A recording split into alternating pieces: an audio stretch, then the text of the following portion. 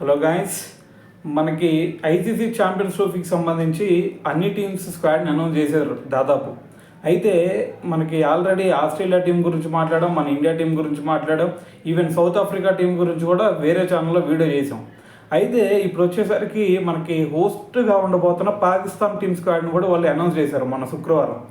అయితే మరి ఈ టీం చూస్తుంటే ఈసారి మరి ఇండియా వర్సెస్ పాకిస్తాన్ మ్యాచ్ రేపు 23వ తారీఖున జరగబోతూ ఉంది. అయితే ఈ మ్యాచ్లో మరి ఇండియా టీంకి మరి పోటీ అయినా ఇచ్చిద్దా అంటే నాకైతే అసలు వన్ సైడ్ మ్యాచ్ జరిగేలాగా అయితే కనిపిస్తూ ఉంది వీళ్ళ టీం చూసిన తర్వాత ఒకసారి. సో అయితే మరి ఈ స్క్వాడ్ని ఎప్పుడైతే అనౌన్స్ చేశారో ఒక ప్లేయరు వీళ్ళకల్లే సెలెక్ట్ అవ్వాల్సిన ప్లేయరు, సో అతనైతే ఆగ్రహంతో ఇన్స్టాగ్రామ్లో పోస్ట్ పెట్టేశాడు. అదేంటంటే ద్రోహానికి ముఖం ఉంటే అది పాకిస్తాన్ టీమే అని చెప్పేసి ఒక పోస్ట్ పెట్టాడు. సో అతని పేరు అమీర్ జమాల్. సో మీరు అందరూ వినే ఉంటారు, రీసెంట్గా జింబాబ్వే టూర్లో ఓడిఐస్లో అరంగేట్రం చేశాడు. సో అక్కడ కొంచెం మంచి పర్ఫార్మెన్స్ చేసేసరికి సెలెక్టర్స్ చెప్పారంట, రా అబ్బాయి నువ్వు మంచిగా పర్ఫార్మ్ చేస్తున్నావు, ఈసారి ఛాంపియన్స్ ట్రోఫీలో నీ పేరు ఉండిద్దిరా అని చెప్పేసి చెప్పారంట.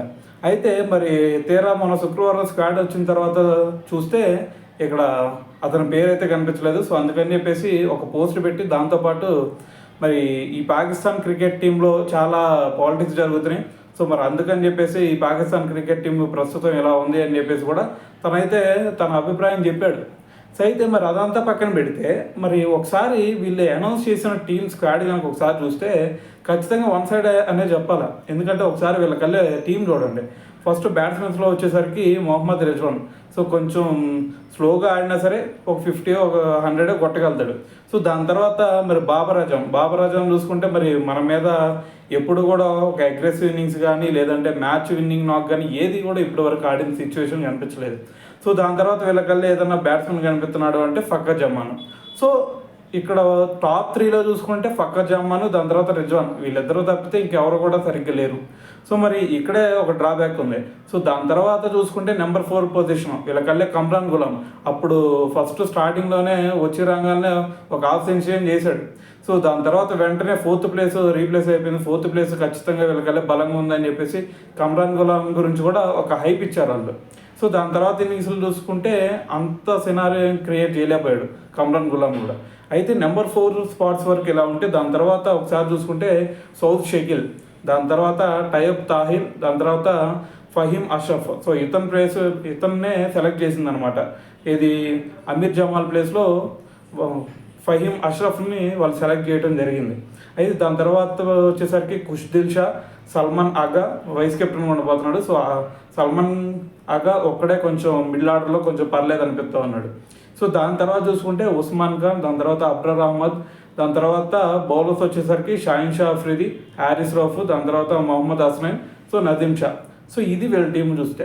సో అయితే మరి వీళ్ళకల్లి బౌలర్స్ చూసుకుంటే పర్లేదు. సో ఫాస్ట్ బౌలర్స్ కొంచెం పర్లేదు అనిపిస్తూ ఉన్నారు.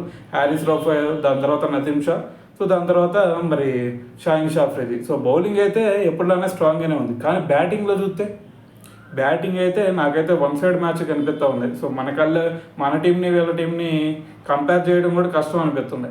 సో ఎందుకంటే మొన్నటి వరకు ఏంటంటే నాకు కొంచెం పర్లేదు అనిపించింది. ఏది వాళ్ళకల్లే సైమ్ అయిబ్ ఇన్నింగ్స్ చూస్తే సో ఎక్స్ట్రాడినరీగా ఆడుతున్నాడు. సో ఒక మంచి స్టార్ట్ ఎత్తున్నాడు. సో తనతో పాటు ఫక్కర్ జమాన్ కనుక యాడ్ అయితే సో వాళ్ళకల్లే ఇబ్బంది లేని సిచ్యువేషన్ క్రియేట్ అయింది మొన్నటి వరకు. అయితే మొన్న నేను అనుకుంది ఏంటంటే ఫక్కర్ జమాన్, సైమ్ అయిబ్ వీళ్ళిద్దరు కనుక కొంచెం సేపు నిలబడితే సో దాని తర్వాత వెంటనే వీళ్ళకల్లే బాబర్ ఆజం ఉంటాడు, దాని తర్వాత మొహమ్మద్ రిజ్వాన్, సో వాళ్ళకు తోడుగా మరి కమ్రాన్ గులాం ఉన్నాడు, దాని తర్వాత సైమ్ అయిబ్, దాని తర్వాత అగా సల్మాన్. సో వీళ్ళకల్లే కొంచెం మిడిల్ ఆర్డర్లో కూడా మంచిగానే ఉందిలే అనిపించింది. సో ఇప్పుడు చూసుకుంటే వీళ్ళ టీం డిక్లేర్ చేసిన తర్వాత చాలా దారుణంగా కనిపిస్తుంది వీళ్ళకల్లే. సో మరి ఇటువంటి సినారీలో మరి మన ఇండియా టీంకి వీళ్ళు కాంపిటీషన్ అయినా ఇస్తారా లేదా అనేది కూడా నాకైతే డౌట్గానే కనిపిస్తుంది. సో ఏదైనా సరే వీళ్ళు మ్యాజిక్ కనుక ఏదైనా చేయాలి అంటే అది ఓన్లీ బౌలింగ్ ద్వారా చేయడం తప్ప సో బ్యాటింగ్లో అయితే మళ్ళీ మనం ఆల్రెడీ మన T20 అప్పుడు కూడా చూసాం. సో వీళ్ళు మన వాళ్ళు కొంచెం లో స్కోర్ కొట్టినా సరే వీళ్ళకల్లా అది కూడా చేయలేని సిచ్యువేషన్ చూసాం మనం. సో ఎప్పటి నుంచి సో వీళ్ళకల్లా అయితే మరి బౌలింగ్ బాగున్నా సరే మరి బ్యాటింగ్ అయితే అంత లేదు కాబట్టి సో ఈసారి నేను అనుకుంటుంది ఏంటంటే మరి మన ఇండియా టీంని వీళ్ళు బీట్ చేయడం అనేది చాలా కష్టం. సో మరి మన టీంలో చూసుకుంటే మిడిల్ ఆర్డర్లో కూడా చాలా మంచి బ్యాట్స్మెన్స్ ఉన్నారు. సో మరి మిడిల్ ఆర్డర్లో మరి హార్దిక్ పాండ్యా లాంటి హిట్టర్లు ఉన్నారు, దాని తర్వాత జడేజా ఉన్నాడు, సో మరి ఈవెన్ అక్షర్ పటేల్ మనం చూసుకుంటే దాదాపు 8th ప్లేస్ వరకు బ్యాటింగ్ ఆర్డర్ ఉంది. సో వీళ్ళకల్లే చూసుకుంటే 5-6 ప్లేసెస్కే సో బ్యాటింగ్ ఆర్డర్ డమాల్ అయిపోతుంది. సో అఫ్కోర్స్ చివరిన ఉన్నోళ్ళు కూడా ఉన్నారు, కానీ మ్యాచ్ విన్నింగ్ నాక్ చేసే అంత బ్యాట్స్మెన్స్ కనిపించట్లేదు వీళ్ళకల్లే. సో మరి అయితే చూద్దాం. మరి నాకైతే ఖచ్చితంగా ఈసారి ఇండియా వర్సెస్ పాకిస్తాన్ మ్యాచ్ ఖచ్చితంగా వన్ సైడ్ మ్యాచ్ అని అనిపిస్తుంది. సో మరి ఈ స్క్వాడ్ చూసిన తర్వాత మీకేమనిపిస్తుంది అనేది కూడా కింద కామెంట్ చేసేయండి.